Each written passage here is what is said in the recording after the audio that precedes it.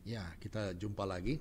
Barusan saja saya menulis sebuah artikel berjudul Negara yang paling sibuk soal agama, bahkan sampai overdosis. Apa-apa mesti dikaitkan soal agama. Itulah Indonesia kita. Sampai untuk urusan menolong sesama manusia mesti ditanya dulu, apa agamamu? Begitu sibuknya bangsa kita dengan urusan agama, sampai kita merasa perlu untuk punya satu lembaga di tingkat kementerian yang spesialisasinya mengurusi soal agama, Kementerian Agama. Lalu kalau bangsa ini dalam kesehariannya amat sangat disibukkan dengan urusan berbau agama, pertanyaannya apakah soal peri kemanusiaan yang adil dan beradab sudah jadi karakter kita? Apakah solidaritas dalam kehidupan berbangsa yang kompak itu sudah berlaku? Lalu apakah tata kehidupan berdemokrasi kita sudah diselenggarakan dengan jujur dan bermartabat? Kemudian, apakah keadilan sosial bagi seluruh rakyat sudah terdistribusi secara luas dan merata? Dari Sabang sampai Merauke, dari Miangas sampai Pulau Rote.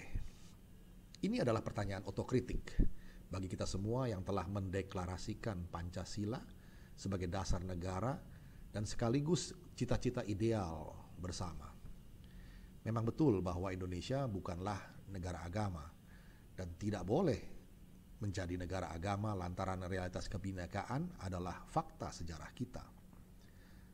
Tapi kita pun sudah mengetahui bahwa walaupun Indonesia bukan negara agama, kita berketetapan bahwa bangsa kita adalah bangsa yang berketuhanan.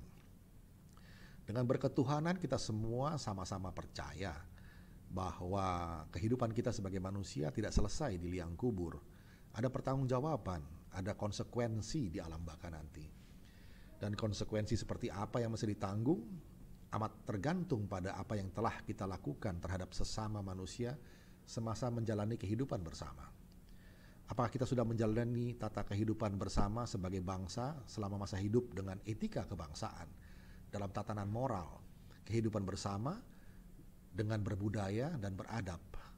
Kehidupan yang bermoral, berbudaya dan beradab, tidak liar atau buas dengan memaksakan kehendak sendiri, yang akhirnya hanya berujung pada konflik horizontal. Homo homini lupus, manusia adalah serigala bagi manusia lainnya. Maka biarlah setiap warganya bebas untuk menganut kepercayaan atau agamanya sesuai dengan keyakinannya masing-masing. Tak jadi soal apapun pilihannya, bebas saja. Itu urusan privat yang mesti dijamin oleh negara. Dijamin apanya? Ya dijamin kebebasan pilihannya dan kebebasan beribadahnya. Yang penting tidak mengganggu ketertiban umum. Begitulah semestinya tugas negara dalam menjamin ketertiban sosial, tanpa perlu sibuk mengurusi agama atau kepercayaan masing-masing orang. Urusan kepercayaan dan ibadah pada Tuhannya masing-masing adalah urusan privat. Yang penting tatanan sosial dijaga bersama ketertibannya. Energi bangsa memang sebaiknya dikerahkan untuk menjamin ketertiban dalam hidup bersama, agar dinamika sosialnya pun bisa menemukan kondisi yang kondusif untuk keperluan membangun, bukan merusak atau dirusak oleh berbagai konflik horizontal yang konyol. Berbaurnya isu agama dengan politik mesti diakui sangatlah pekat di negeri tercinta ini, ketimbang soal keadilan sosial bagi seluruh rakyat Indonesia. Nampaknya soal agama ini masih menjadi prioritas dalam dinamika kehidupan berbangsa dan bernegara.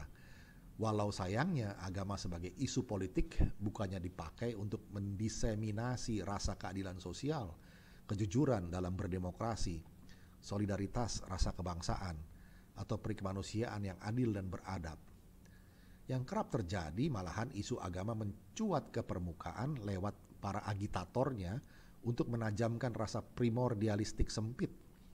Sentimen agama disiasati sebagai alat pembeda dalam memilih pemimpin bangsa. Bahkan tidak jarang isu agama dipakai sebagai pembenaran untuk menghilangkan nyawa sesama manusia. Sehingga lantaran itu citra agama atau atribusi organisasi dan agennya kerap dipersepsi sebagai sosok yang brutal, mengerikan, dan sadis. Agama terjerembab sekedar sebagai komoditas, entah itu komoditas dagang, maupun komoditas politik. Jatuhnya soal agama menjadi komoditas dagang maupun komoditas politik telah juga menjerembabkan bangsa ini ke persoalan-persoalan konyol seperti penipuan konsumen atau pelanggan, kriminalisasi bahkan sebagai alat justifikasi pembunuhan. Lalu kemana ajaran soal cinta kasih? Kemana pengampunan? Kemana larinya ajaran tentang kejujuran dan keadilan? Apakah semua itu cuma berhenti di mimbar? Mengapa di Indonesia masa kini agama jadi gagal sebagai suatu kekuatan moral? Mengapa agama di Indonesia malah kerap tampil dengan wajah yang seram? Mengapa praktek kehidupan beragama di Indonesia malah bikin suasana yang muram? Mengapa jika semakin sibuk dengan urusan agama, justru praktek kehidupan sosial yang tampil adalah kemunafikan? Semakin tinggi kadar urusan agama di satu negara, malah semakin tinggi pula kadar hipokrit dalam praktek sosialnya. Terindikasi dalam setiap pilkada misalnya, pertunjukan hipokrisi par excellence menjadi teater rakyat di mana-mana. Atribusi agama menjadi alat pembenaran, sambil politik uang serta politik dagang sapi berlangsung di belakang layar. Di titik ini, kita patut merenungkan kembali, apakah negara ini sudah terlalu disibukkan dengan isu agama, bahkan sampai overdosis. Oh ya, hampir lupa, kita punya Kementerian Agama ya. Apakah itu perlu?